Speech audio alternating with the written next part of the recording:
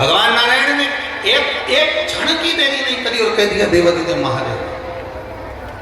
आप लोगों से अगर कहीं का व्यक्ति प्रश्न करता है, आप लोगों से लोग कहते हैं, कई लोग गोवर्धन नाथ जी पर जब दूध चढ़ता है और गिरिराज बाबा पर दूध चढ़कर वो पांव के अंदर आता है तो इतने सारे लोग बाबा के चरणों में आकर, गिरिराज जी के चरणों में आकर प्रश्न करते हैं, अरे इससे तो कहीं किसी को पिला देते तो अच्छा था, कहाँ गिरिराज बाबा पे दूध चढ़ाया, वो पांव में आ रहा है, ऐसा हो रहा है, वैसा हो रहा है। और कभी विचार करा, सनातन धर्म पर उंगली उठाने वाले जितनी भी उंगली उठाते हैं उनको वचन के अनुकूल, शब्दों के अनुकूल आपको उत्तर देना चाहिए।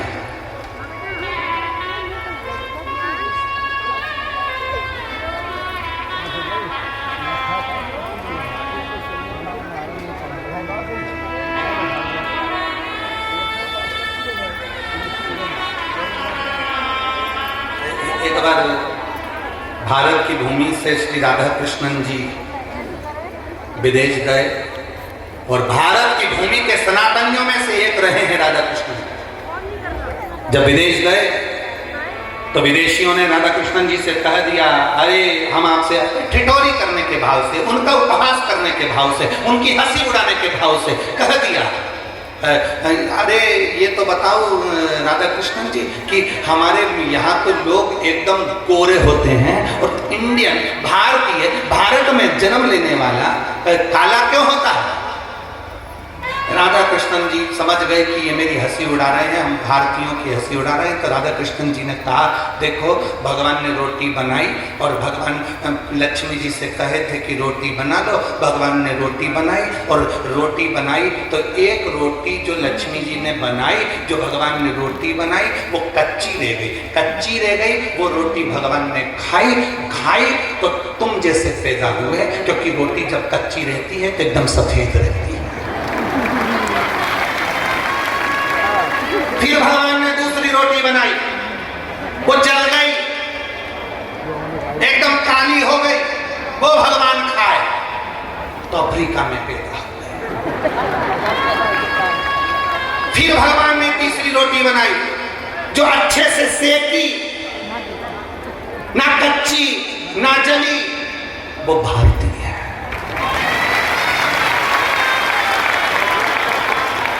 एक भारतीय ऐसा होता है, भारत की भूमि पर जन्म लेने वाला व्यक्ति ऐसा होता है जो दुख और सुख में सिका हुआ होता है। और नहीं तो विदेश में एक महिला अपना, उसका पति मर गया था, उसकी कब्र पर पंखा कर रही थी, तो भारत के एक संत ने उस महिला को देखकर पूरे नगर में सूचना कर दी कि विदेश की महिला कितनी प्रथम नंबर पर है। हमारे यहाँ की महिला पति मरता है तो उसके साथ सती हो जाती है, और विदेश की महिला पति मर जाता है तो उसकी कब्र पर पंखा करती है। संत को लगा हमारे भारत की महिला से ज्यादा विदेश की महिला प्रथम है, तो संत से रहा नहीं गया और वो महिला के पास गए और महिला से पूछा, माता जी आप क्या कर रही हो? उसकी महिला ने कहा, मेरा पति मर गया तो कब्र पर पंखा कर रही हूँ। कब्र पर पंखा क्यों कर रही हो? महिला ने कहा, हमारे देश का नियम है जब तक पति की कब्र सूखती नहीं तब तक हम दूसरी शादी नहीं कर सकते।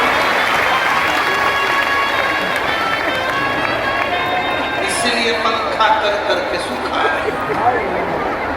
संत को लगा कि भारत के आगे सब फीका है, क्योंकि भारतीय जो पता होता है वो दुख और सुख में पता होता है। ये भारत जननी है संस्कारों की, ये भारत दैनी जननी है सभ्यता और संस्कारों की, जिसने दुनिया को दिया है, दुनिया को केवल प्रदान किया है।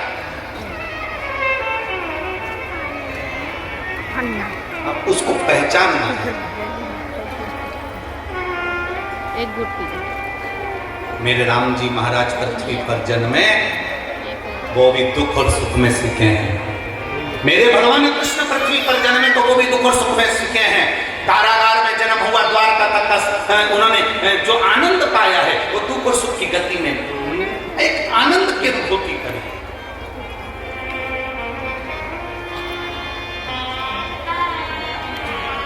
बद्रीनाथ भगवान शिव से कह दिए कि मैं अगर आप ना आए तो मैं प्राण त्याग दूंगा। तब मेरे शंभु नंद गांव के नंदी पर्वत पर मेरे शंकर भगवान आकर विराजमान हो गए। अजना क्या चाहते हो? भगवान कृष्ण के पोते से भगवान शिव पूछ रहे क्या चाहते हो? प्रभु आप इस नंद गांव के रक्षक बनकर विराजमान हो। शिव जी कहते हैं ठीक है, मैं रक्षक बनकर विराजमान हो जाता है। भगवान शंकर नंद गांव के रक्षक बनकर नंदीश्वर महादेव के रूप में विराजमान। ब्रह्मा जी भगवान विष्णु से पूछते हैं तुम्हारे पिता कौन है? संसार में एक बात हमेशा याद रखना, जिसको किसी को अपना गोत्र नहीं मालूम हो, जिसको कुछ भी नहीं मालूम हो, बस वो इतना याद रखना कि तुम्हारा अगर कोई नहीं तो तुम्हारा पिता, तुम्हारा दादा, तुम्हारा परदादा, तुम्हारा पिता, परपिता, दादा, परदादा का नाम भी अगर नहीं मालूम हो तो एक नाम याद कर कर रखना कि शिव हमारे दादा भी हैं, शिव हमारे पिता भी हैं, शंकर हमारे घर के बुजुर्ग भी हैं और शंकर हमारे रक्षक भी हैं।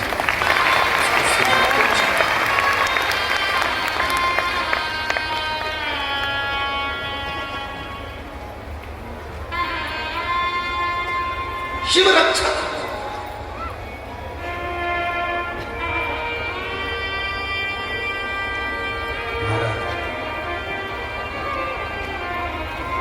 शिव कथा कह रही है, भगवान शंकर की कथा कहती है।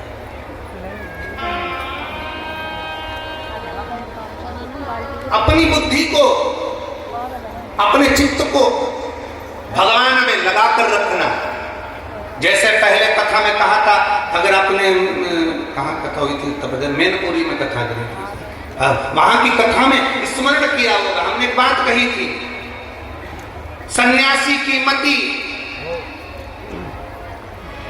और गृहस्थी की श्रीमती ठीक रहना चाहिए। क्या क्या बोल बोलो, जम के बोलो जरा। सन्यासी, साधु, संत, तपस्वी, साधक, उपासक, भगवान का भक्त, सन्यासी की मति और घर में रहने वाले की श्रीमती, ये दोनों ठीक रहना चाहिए। सन्यासी की मति ठीक नहीं रहती तो वो दर दर ठोकर खाता है, और गृहस्थी की श्रीमती, समझ गए, श्रीमती अगर ठीक नहीं रहती तो वो भी दर दर ठोकर खाता है।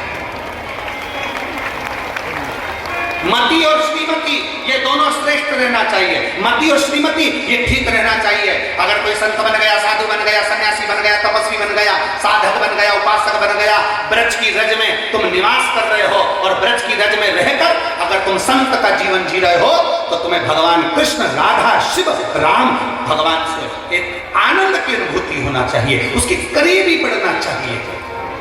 उसके बीच में हम परमात्मा को कैसे रिझा सकें, हमें उसकी एक आनंदता होना चाहिए।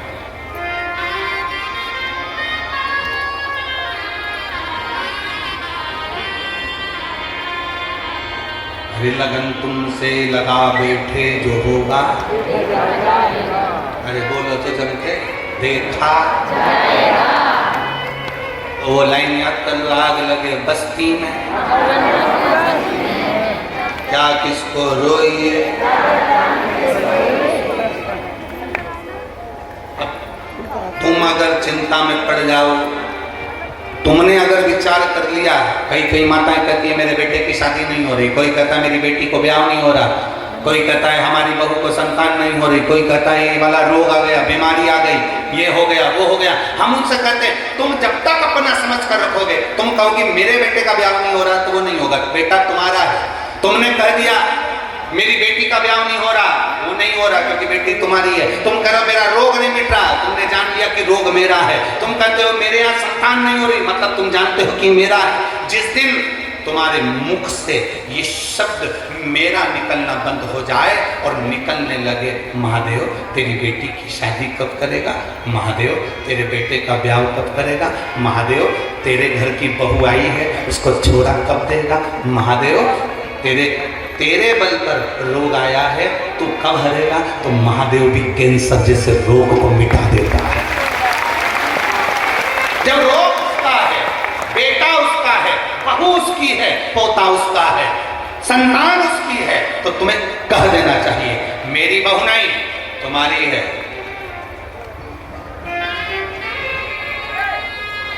तुम्हारी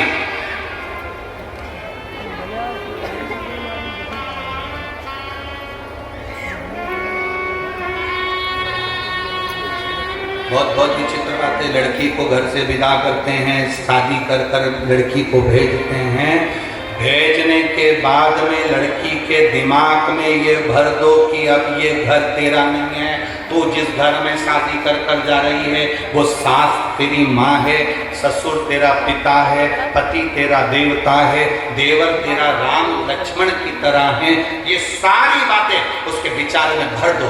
अगर तुम रोज फोन लगा कर कहोगी मेरी बेटी कितनी दुखी है, मेरी बेटी से सारा घर का काम कर रही है, मेरी बेटी, तो बेटी को लगेगा कि केवल मेरी माँ ही मेरा भला सोचती है, मेरी सास कभी भला नहीं सोच सकती। तुम मेरा करते रहोगे, उसका चित्त उसका मन कभी ससुराल में नहीं लगेगा। जिस दिन तुमने कर दिया कि बेटा अब हमारा नहीं, अपने घर का ध्यान रखो, बार बार फोन पर बात मत करना, हफ्ते 2 हफ्ते में एक बार कर लिया, बात कोई जरूरी हो रोज लगा लेना, और जब बात जरूरी नहीं हो बेटा तो ज्यादा फोन लगाने की जरूरत नहीं। घर साधो, परिवार साधो, उनमें प्रेम बढ़ा, जब तुम उनमें प्रेम बढ़ाओगे ना तुमको वहां अच्छा लगने लगेगा, तब तुम्हारे भीतर का तुम जब तक अपने अंदर की आसक्ति बरकरार रखोगे, मेरी बेटी मेरा बेटा, उसकी शादी नहीं हो रही, उसका ये नहीं हो रहा, छोड़ दो भगवान के भरोसे। तुम रोज भजन गाते हो, अब सौंप दिया, बोलो बोलो बोलो, सब भाग तुम्हारे। अब कहे जरूर रहे हो, बोल जरूर रहे हो, पर अभी भी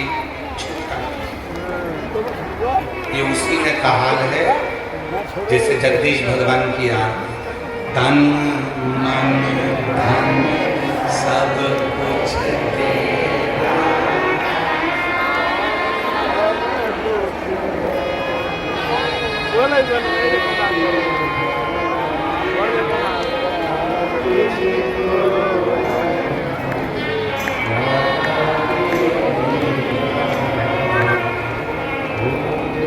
जरा सी पाँव की चप्पल कहीं चली जाए, उतनी देर में तुम्हारी आरती का ढंग बदल जाए।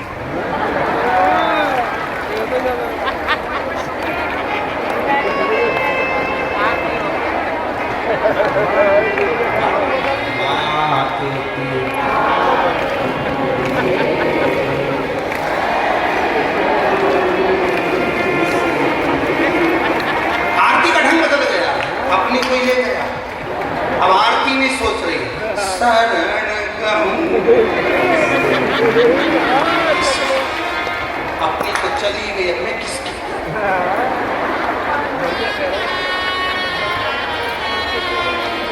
ढंग चेंज, विचार चेंज हो गया, नहीं, इससे कभी परमात्मा प्रसन्न नहीं होगा। भगवान कहते हैं तेरा समर्पण पूर्ण होना चाहिए। जब रोज रोज यहाँ से माइक पर बोला जाता है तो यहाँ अनाउंस करने के लिए जैन साहब भी बोल देते हैं, कभी सावन भी बोल देता है कि चैन, अंगूठी, मोबाइल, पर्स कुछ भी लेकर कथा भंडार में मत आओ, अपनी वीआईपी चीज लेकर बिल्कुल मत आओ, क्योंकि यहाँ एक ही वीआईपी है और वो देव अधिदेव महादेव है। अपनी कीमती चीज लेकर यहां मत पहुंचो। क्यों? क्योंकि कीमती चीज लेकर आओगे तो तुम्हारा ध्यान उस कीमती चीज में रहेगा। और अगर शंकर के दास बनकर कथा सुनने आओगे तो यहाँ से कीमती बटोर कर लेकर चले जाओगे। यहाँ बाबा के सिवा कोई कीमत नहीं। क्यों लेकर आ रहे? तो फिर बाद में पुलिस वालों के पास जाकर के हमारी चेन, हम पहले भी कहे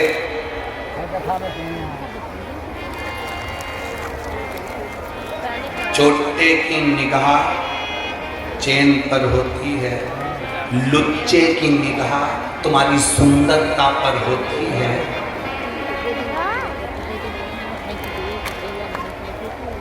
और भोलेनाथ की निगाह अपने भक्त पर। क्यों सोचना? शिव के पास जा रहे हो, भगवान शंकर के पास जा रहे हो, शिव के द्वार जा रहे हो। लोग शमशान में जाते हैं, आपके यहाँ का फैशन होगा मथुरा साइड का, हमको नहीं मालूम। हमारे मालवा में ऐसा नहीं होता कि अगर शमशान किसी को लेकर जाते हैं तो सोना चांदी पिन्हा कर ले जाते हैं। यहाँ ले जाते हो तो बात दूसरी। शमशान शिव का धाम है, जहां लेकर जाते हैं तो सब कीमती सामान छोड़वा देते हैं। अपने घर छोड़कर जा, शिव जी से मिलने जा रहे, शमशान जा रहे। शिव महापुराण में कभी भी आओ तो तुम्हारा कीमती सामान नहीं, शिव पुराण में आना तो अपना दिल लेकर आना, अंदर से खाली होकर आना कि मेरा मन आज बाबा को पाना है।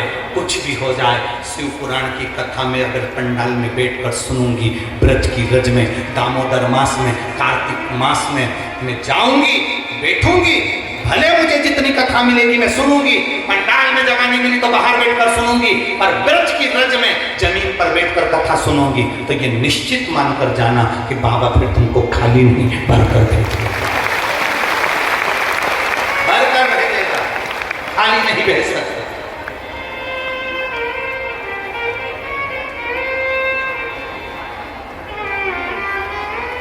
कहा भगवान विष्णु ने कहा, भगवान विष्णु कह रहे हैं शिव मेरे पिता हैं। ब्रह्मा जी को हंसी आ गई, शंकर पिता? हाँ। कैसे लगते हैं शिव? कहाँ है शिव?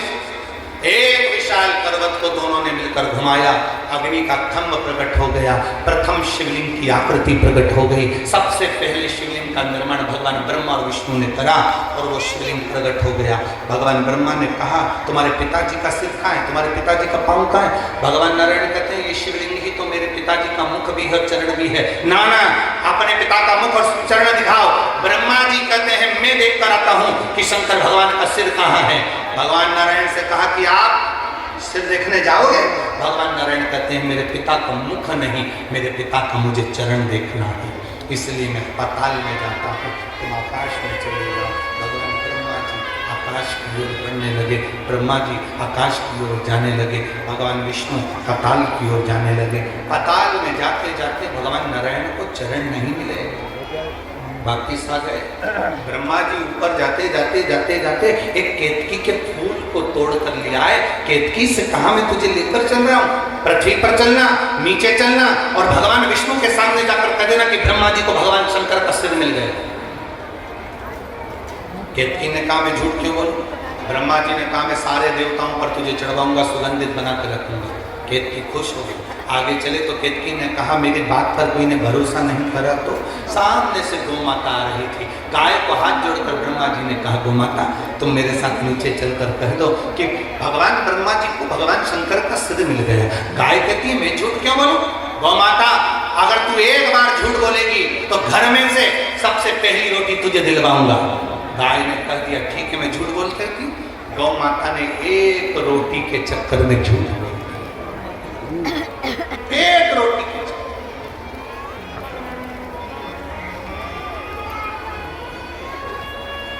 तो बड़ी विचित्र है ये जिह्वा,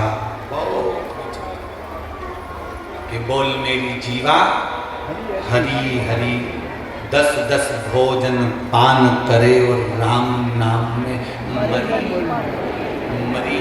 बोल मेरी जीवा, बोलो तो हरी। क्या बोल रहे हो, हरी की मरी? हरी।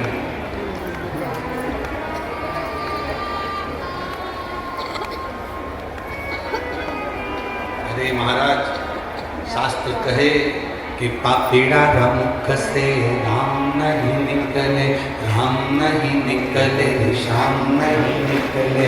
वो काई जाने हरि भजना में, जीवन गवाए दियो सजना में।